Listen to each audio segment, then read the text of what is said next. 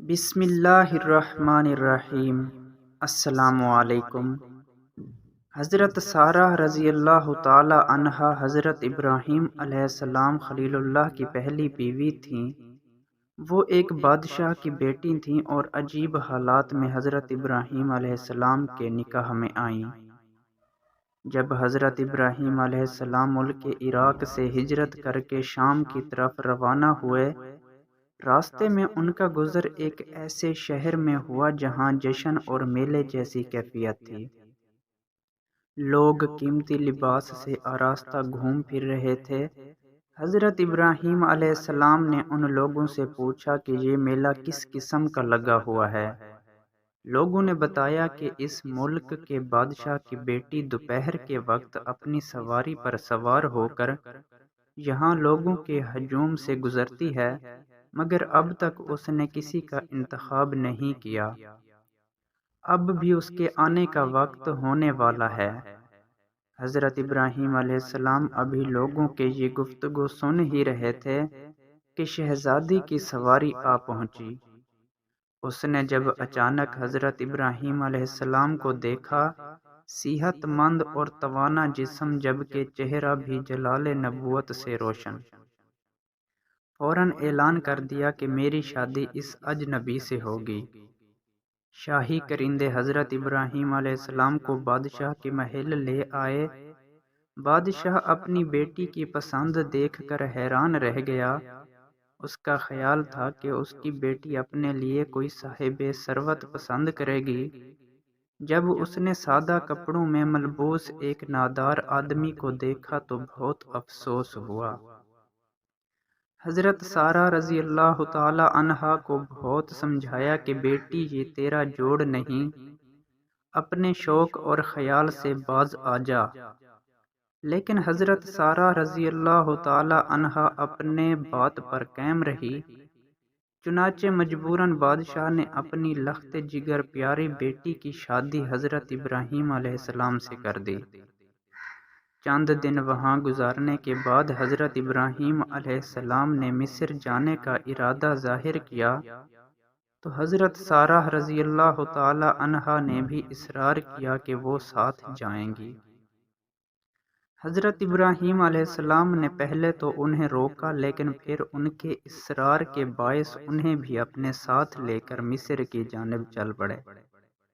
جب مصر کے پاس پہنچے تو معلوم ہوا کہ وہاں ایک نہایت ظالم اور بدکار شخص بادشاہ بنا ہوا ہے، جس نے یہ حکم دے رکھا ہے کہ جب تک کوئی عورت بادشاہ کے ملاحظہ سے نہ گزرے، وہ نہ تو مصر کی حدود سے گزر سکتی ہے اور نہ ہی مصر میں رہ سکتی ہے۔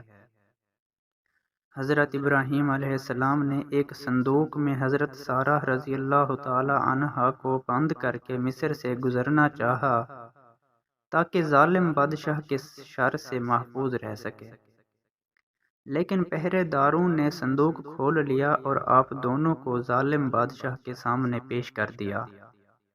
بادشاہ نے ابراہیم علیہ السلام سے پوچھا کہ تم کون ہو اور اس عورت کو کہاں لیے پھرتے ہو؟ حضرت ابراہیم علیہ السلام نے جواب دیا کہ میں ایک مسافر ہوں اور یہ عورت میری بہن ہے، ہمارا شام جانے کا ارادہ ہے۔ بادشاہ نے کہا تم دونوں کو ابھی چند روز مصر میں میرے پاس ٹھہرنا ہوگا۔ اتنا کہہ کر بادشاہ نے اپنے ملازموں کو حکم دیا کہ وہ ان کی رہائش کا بندوبست کریں۔ حضرت ابراہیم علیہ السلام کو مجبوراً وہاں قیام کرنا پڑا۔ بادشاہ کی نیت حضرت سارہ رضی اللہ تعالی عنہا کے متعلق کچھ اچھی نہ تھی۔ ایک دن آیا حضرت سارہ رضی اللہ تعالی عنہا نے بارگاہ الہی میں دعا کی کہ اے میرے رب مجھے اس کے شر سے بچا۔ اللہ تعالیٰ نے بادشاہ کو مفلوج کر دیا، جبکہ بعض روایتوں کے مطابق اندھا کر دیا۔ اب وہ نہایت عاجزی سے حضرت سارہ رضی اللہ تعالی عنہا سے عرض کرنے لگا کہ میری خطا معاف کر دو اور اپنے رب سے دعا کرو کہ مجھے اپنی اصل حالت میں لوٹا دے۔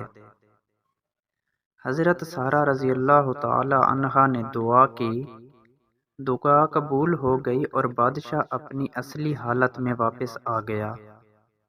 پھر بادشاہ نے حضرت ابراہیم علیہ السلام کی خدمت میں ایک نیک سیرت خاتون پیش کی جن کا نام ہاجرہ رضی اللہ تعالی عنہا تھا۔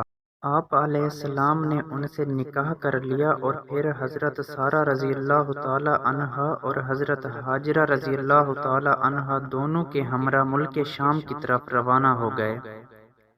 مختلف مقامات سے ہوتے ہوئے کنعان پہنچے۔ وہاں حضرت ہاجرہ رضی اللہ تعالی عنہا کے بطن سے اسماعیل علیہ السلام پیدا ہوئے، جبکہ حضرت سارہ رضی اللہ تعالی عنہا کی کوئی اولاد نہ تھی، اس لیے وہ کچھ افسردہ سی ہو گئیں۔ حضرت ابراہیم علیہ السلام کو بارگاہ الہی سے حکم ہوا کہ ہاجرہ رضی اللہ تعالی عنہا اور اسماعیل علیہ السلام سے کسی دوسرے مقام پر چھوڑ آؤ۔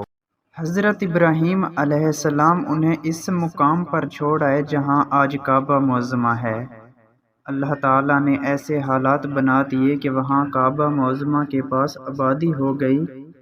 ایک مدت گزرنے کے بعد حضرت ابراہیم علیہ السلام اور حضرت سارہ رضی اللہ تعالی عنہا ضعیف العمر ہو گئے۔ حضرت سارہ رضی اللہ تعالی عنہا کے ہاں ابھی تک کوئی اولاد نہ ہوئی تھی، جس کے باعث وہ مغموم رہا کرتی تھی۔ حضرت ابراہیم علیہ السلام کی عادت شریفہ تھی کہ کھانا تنہا نہ کھاتے تھے، بلکہ کسی نہ کسی مہمان کے ضرور شریک طعام کرتے تھے۔ ایک دفعہ ایسا ہوا کہ 7 روز گزر گئے اور کوئی مہمان نہ آیا۔ حضرت ابراہیم خلیل اللہ بہت متفکر تھے۔ 7ویں روز 2 نوجوان مسافر آئے۔ حضرت ابراہیم علیہ السلام بہت خوش ہوئے اور فوراً ایک بچڑا ذبح کیا اور اس کا گوشت بھون کر مہمانوں کو پیش کیا، لیکن مہمانوں نے کھانے کو ہاتھ تک نہ لگایا۔ حضرت ابراہیم علیہ السلام نے سوچا کہ شاید مہمان ناراض ہیں۔ ان دونوں نے مسکرا کر کہا کہ اے خلیل اللہ، ہم دونوں فرشتے ہیں اور لوط علیہ السلام کی قوم کی سزا دینے پر مقرر ہوئے ہیں۔ ہم تمہیں ایک بیٹے اسحاق علیہ السلام کی پیدائش کی خوشخبری دیتے ہیں۔ حضرت سارہ رضی اللہ تعالی عنہا یہ سن کر ہنس پڑیں اور فرمانے لگیں کہ یہ کیسے ہو سکتا ہے؟ میں تو ضعیف العمر ہوں اور بانجھ ہو چکی ہوں، اور میرا شوہر بھی ضعیف ہو چکا ہے۔ فرشتوں نے کہا کہ اللہ تعالیٰ ہر چیز پر قادر ہے۔ یہ کہہ کر فرشتے چلے گئے۔ کچھ عرصہ بعد حضرت سارہ رضی اللہ تعالی عنہا کے ہاں حضرت اسحاق علیہ السلام پیدا ہوئے۔ اس طرح اللہ تعالیٰ نے حضرت سارہ رضی اللہ تعالی عنہا کی افسردگی اور حیرت کو مسرت میں بدل دیا۔ حضرت اسحاق علیہ السلام بڑے جلیل القدر پیغمبر گزرے۔